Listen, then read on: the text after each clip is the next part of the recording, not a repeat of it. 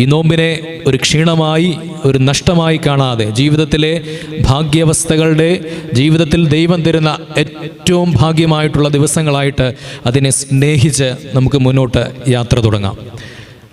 ഈ പാതി ദിവസം പിന്നിടുമ്പോൾ തീർച്ചയായിട്ടും ഈ ദിവസങ്ങളൊക്കെ നമ്മൾ ധ്യാനിച്ച് അനേകം സൗഖ്യങ്ങളുടെ കഥകൾ ഇങ്ങനെ കേട്ടുവരികയാണ്. തമ്പുരാൻ്റെ അടുത്ത് ചെന്ന അനേകം വ്യക്തികളെ അവൻ സ്പർശിക്കുകയും അവൻ്റെ സംസാരത്തിലൂടെയും അവൻ്റെ ദർശനത്തിലൂടെയൊക്കെ സൗഖ്യം നൽകി. ഞാൻ ലോകത്തിൽ കടന്നു വന്നത് ആത്മാവ് നഷ്ടപ്പെട്ട, പാപത്തിൽ മരിച്ചു കടന്ന മനുഷ്യനെയൊക്കെ ഒന്ന് വീണ്ടും ഉയർത്തെഴുന്നേൽപ്പിക്കുക, ആ ഉയർത്തെഴുന്നേൽപ്പ് ഒരു സാക്ഷ്യമായിട്ട് ലോകത്തിന് നൽകുക. ആ സാക്ഷ്യം കണ്ട് മറ്റുള്ളവൻ ദൈവത്തിലേക്ക് കടന്നു വരണം. ഇതാണ് അത്ഭുതങ്ങളുടെ ക്രിസ്തു നൽകിയ സൗഖ്യത്തിൻ്റെയൊക്കെ വലിയൊരു ഒരു അർത്ഥം എന്നൊക്കെ പറയുന്നത്. ഇത് കണ്ടിട്ട് മറ്റുള്ളവർ അവങ്കിലേക്ക് വരണം.